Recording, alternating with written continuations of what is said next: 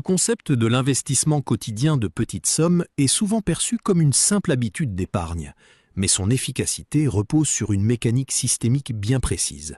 la régularité mathématique face à la volatilité des marchés.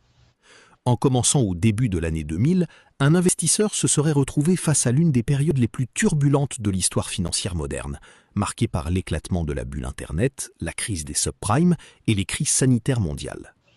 L'analyse psychologique de cette stratégie révèle que le plus grand obstacle n'est pas le montant investi, soit environ 30 € par mois, mais la capacité de l'individu à maintenir une discipline de fer lorsque les graphiques virent au rouge profond. Dans un système où l'inflation érode constamment le pouvoir d'achat dormant, l'acte d'investir 1 € chaque jour transforme une dépense négligeable en une force de frappe cumulative grâce au mécanisme des intérêts composés. Sur le plan mathématique, la puissance de cette approche réside dans l'achat périodique par somme fixe, ce qui permet d'acquérir mécaniquement plus de parts lorsque les prix sont bas et moins de parts lorsqu'ils sont élevés. Si l'on prend pour référence un indice boursier mondial diversifié, le capital total investi sur un quart de siècle s'élèverait à environ 9 500 €, mais la valeur finale du portefeuille serait significativement plus élevée, grâce à la réplication de la croissance économique globale. Ce zoom systémique nous montre que la richesse n'est pas nécessairement le produit d'un coup de chance magistral, mais plutôt la conséquence d'un flux monétaire constant injecté dans des actifs productifs sur une longue période.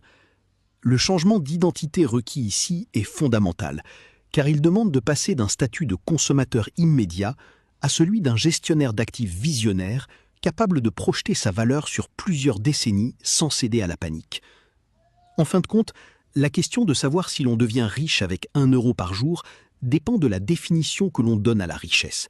car si cette somme ne permet pas d'atteindre une opulence extravagante, elle bâtit une base de sécurité financière que la majorité de la population n'atteindra jamais. Cette démonstration prouve que le système financier favorise ceux qui comprennent la patience et la structure, plutôt que ceux qui cherchent l'accélération artificielle. En observant le calme de cette progression, on réalise que la mécanique monétaire est un outil de liberté pour celui qui accepte de jouer le temps long au lieu de subir le cycle court de la consommation.